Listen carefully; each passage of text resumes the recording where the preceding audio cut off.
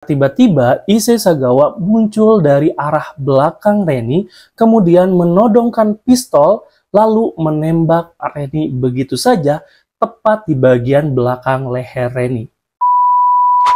Hai guys, aku Alfi, makasih banget buat kamu yang udah klik video ini. Dan Alfi mohon maaf banget baru bisa upload video lagi setelah kurang lebih 4 bulan terakhir kali upload video. Dan akhirnya kali ini bisa bikin lagi video, terus upload, dan juga menyapa teman-teman semua. Dan mungkin buat kalian yang belum subscribe channel ini, kalian bisa bantu Alfi buat klik tombol subscribe di bawah. Dan juga jangan lupa untuk nyalakan lonceng notifikasinya biar kamu gak ketinggalan video-video terbaru dari Alfi.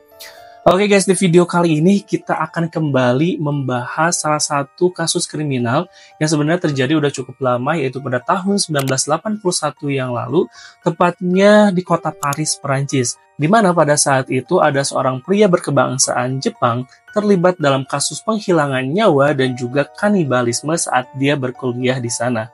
Lalu gimana cerita lengkapnya? Yuk langsung aja kita bahas.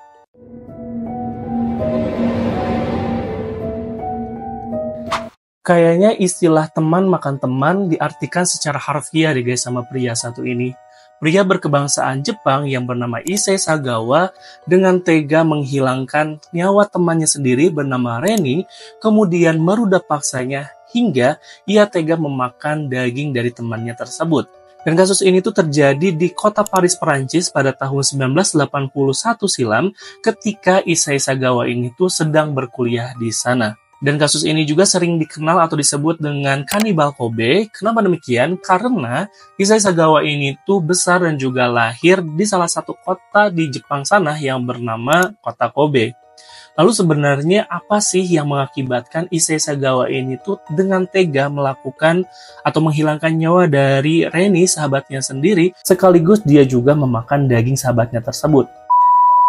Jadi guys, perilaku dari Issei Sagawa ini tuh sebenarnya sudah terlihat semenjak dia kecil. Jadi pria yang lahir pada tanggal 26 April 1949 ini memang saat kecil mempunyai kelemahan fisik. Dan itu mengakibatkan kedua orang tuanya itu merasa khawatir dengan masa depan dari Issei Sagawa. Namun hal itu tidak mengurangi rasa kasih sayang dari orang tuanya, kemudian kakek neneknya, dan juga saudara-saudaranya. Nah, sepanjang ingatan Issei Sagawa, memang sejak kecil dia itu mempunyai dorongan kanibalistik, juga ketertarikan terhadap memakan daging manusia. Hal ini dikarenakan semenjak kecil, sang kakek selalu menceritakan tentang kisah seorang penyihir yang selalu menculik anak-anak lalu menyimpan mereka di dalam panci untuk dimakannya. Selain itu juga, Issei Sagawa ini tuh selalu bermain dengan pamannya. Dan saat itu, pamannya itu selalu berpura-pura atau berperan sebagai seorang monster yang suka memakan daging manusia. Pada saat main itu, pamannya itu menggendong Issei Sagawa dan juga saudaranya. Kemudian, meletakkan Issei Sagawa dan saudaranya ke dalam panci rebusan dan berpura-pura akan memakan mereka berdua. Dan tanpa disadari karena hal tersebut, karena sering mendengarkan dongeng dari kakeknya, kemudian juga ingatan ketika bermain dengan pamannya, secara tidak terduga itu menumbuhkan rasa penasaran dari Issei Sagawa terhadap rasa dari daging manusia. Bahkan Issei Sagawa pun masih ingat betul, ketika dia masih kelas 1 SD, saat itu dia melihat paha dari teman sekelasnya. Dan di dalam benak atau di pikiran Issei Sagawa, dia berpikir bahwa kelihatannya daging itu tuh akan terasa lezat ketika dia makan. Seiring berjalannya waktu, Issei Sagawa pun merasa tidak nyaman dengan keadaan dirinya. Bahkan ia juga sempat untuk meminta pertolongan psikiater saat dia masih duduk di bangku SMA.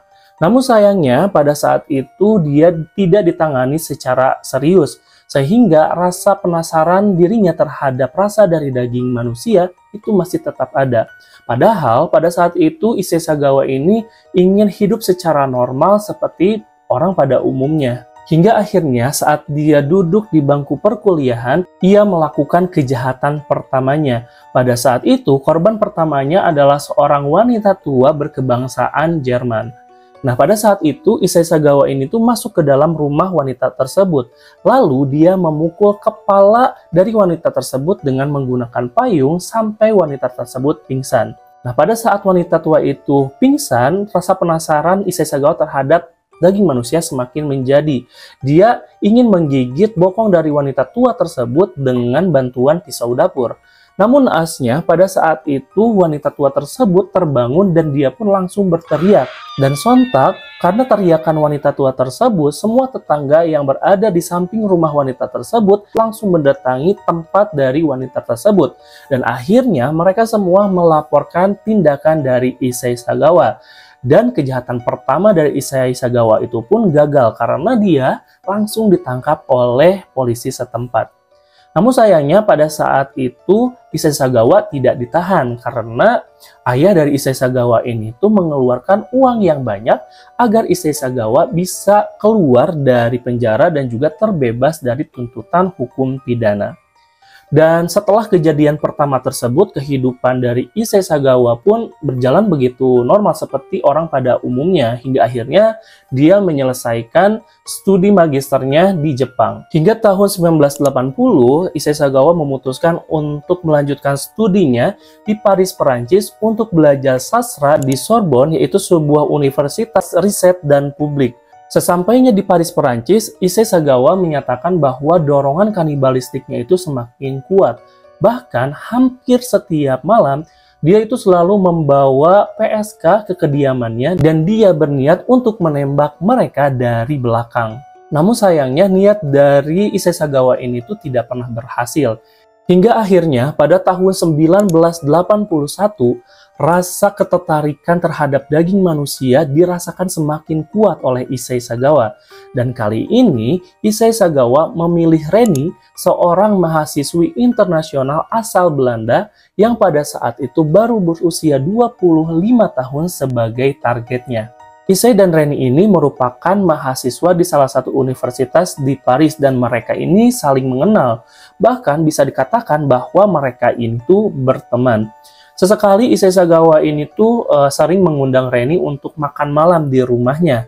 Dari beberapa sumber menyatakan bahwa sudah beberapa kali Issei Sagawa ini tuh mencoba untuk Reni. Sayangnya pada saat itu tidak pernah berhasil.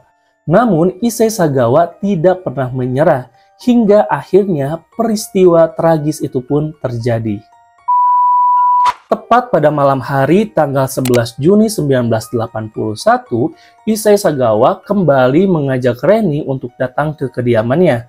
Kali ini Issei Sagawa meminta pertolongan Reni untuk menerjemahkan puisi-puisi berbahasa Jerman yang ditulis oleh salah seorang profesor. Tanpa rasa curiga, Reni pun langsung mengiyakan dan dia datang ke kediaman dari Issei Sagawa. Setibanya di sana, Reni langsung menerjemahkan puisi-puisi tersebut.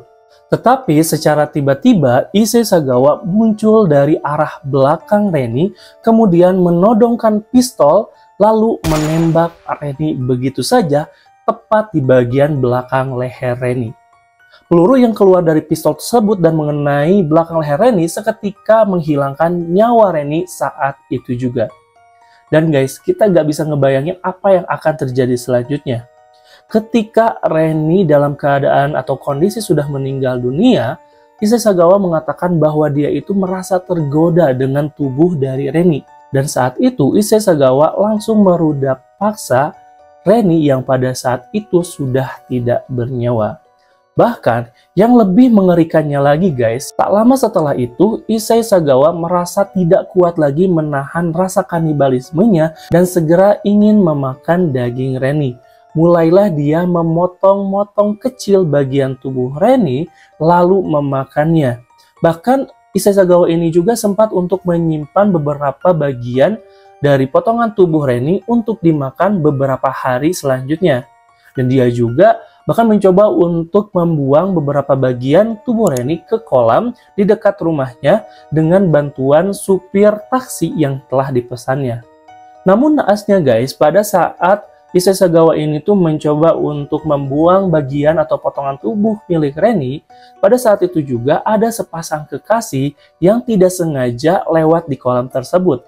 Karena curiga dengan tindakan ganjil yang dilakukan oleh Issei Sagawa, pasangan kekasih itu pun langsung menelepon polisi dan ketika polisi itu datang, polisi tersebut langsung menangkap Issei Sagawa dan langsung membawa ke kantor polisi.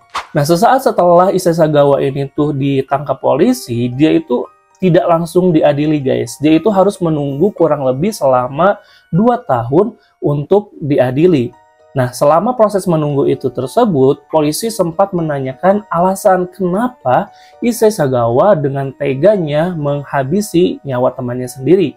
Dan dengan entengnya, dengan wajah tidak merasa bersalah dan juga tidak menunjukkan rasa penyesalan, Issei Sagawa menjawab, "Aku membunuh karena aku ingin memakan dagingnya." Akhirnya guys, persidangan dari kasus Issei Sagawa ini pun dilakukan. Dan fakta-fakta keji mengenai alasan mengapa Issei Sagawa melakukan hal tersebut pun terungkap. Bahkan secara terang-terangan, Issei Sagawa ini pun juga mengakui apa yang telah ia lakukan. Namun sayangnya guys, pada saat itu hakim yang menangani kasus tersebut menyatakan bahwa secara hukum Issei Sagawa ini gila. Ini mengakibatkan Issei Sagawa tidak bisa dihukum atau diadili. Dan pada saat itu juga hakim tersebut memerintahkan agar Issei Sagawa ditahan tanpa batas waktu di rumah sakit jiwa yang ada di Perancis. Sontak dong, keputusan dari hakim tersebut ini tuh memicu kemarahan dari masyarakat Prancis pada saat itu. Mereka beranggapan bahwa Issei Sagawa layak untuk mendapatkan hukuman yang lebih berat daripada yang diputuskan oleh hakim atas perbuatan keji yang telah dilakukannya. Tidak lama setelah proses peradilan dilakukan di Prancis, pada akhirnya Issei Sagawa ini pun dideportasi atau dikembalikan ke negara asalnya, yaitu Jepang. Namun sayangnya polisi Jepang tidak bisa menangkap Issei Sagawa atas kasus atau kejahatan yang telah ia lakukan di Perancis. Nah guys, setelah Issei Sagawa ini tuh keluar dari rumah sakit jiwa, dia mencoba untuk menjalani hidupnya secara normal. Mulai dari dia mencoba untuk merilis novel, kemudian dia menjadi artis lokal di sana dengan mengadakan beberapa acara talk show, bahkan dia juga mencoba untuk mengekspresikan dirinya melalui dunia seni. Namun sayangnya pada saat itu popularitas dia tuh tidak bertahan lama, bahkan dia juga mengalami masalah finansial yang begitu signifikan. Hingga akhirnya dia terlibat beberapa masalah, mulai dari penggelapan uang, kemudian juga tindakan ilegal, hingga akhirnya dia terjerat banyak hutang. Dan pada tahun 2005 ternyata masalah tidak berhenti mendatangi Issei Sagawa. Pada tahun tersebut, orang tua Issei Sagawa itu meninggal dunia, mulai dari ibunya yang meninggal dunia karena diakibatkan ditinggalkan oleh suaminya karena suatu penyakit. Sementara itu, warisan-warisan yang didapatkan Issei Sagawa dari orang tuanya digunakan oleh dia untuk membayar hutang-hutangnya. Issei Sagawa pun hidup bagaikan terisolasi dari kehidupan luar. Dan pada saat itu Issei Sagawa hidup bersama adiknya dan diurus juga oleh adiknya karena pada saat itu Issei Sagawa terkena penyakit stroke yang mengakibatkan dia tidak bisa berjalan. Hingga akhirnya pada tanggal 17 November 2022, Issei Sagawa yang terkenal dengan kasus kanibalisme dan juga penghilangan nyawa dari temannya dinyatakan meninggal dunia pada usia 73 tahun dikarenakan penyakit radang paru-paru yang dideritanya. Dan kasus pembunuhan yang melibatkan Issei Sagawa pada saat itu tetap menjadi peristiwa yang menghebohkan dan juga kontroversial dalam sejarah kriminal Prancis. So guys, itulah kasus kriminal yang mengerikan dari Issei Sagawa, si manusia kanibal. Gimana pendapat kalian tentang kasus ini? Kalian boleh berpendapat dan tulis di kolom komentar ya. Sekian untuk video kali ini. Jika kalian suka dengan video kali ini, kalian boleh klik tombol like di bawah. Dan mungkin juga buat kalian yang belum subscribe channel ini, kalian boleh klik tombol subscribe di bawah dan juga nyalakan lonceng notifikasinya biar kamu nggak ketinggalan video-video terbaru dari Alfi setiap minggunya. Dan pastinya Alfi bakalan semangat lagi untuk membuat konten-konten yang menarik buat kalian semua. Dan mungkin buat kalian yang punya ide konten ataupun kasus yang ingin dibahas, kalian juga boleh langsung ketik di kolom komentar di bawah. Oke guys, terima kasih yang udah menyaksikan video kali ini. Kita akan ketemu lagi di video selanjutnya. Bye!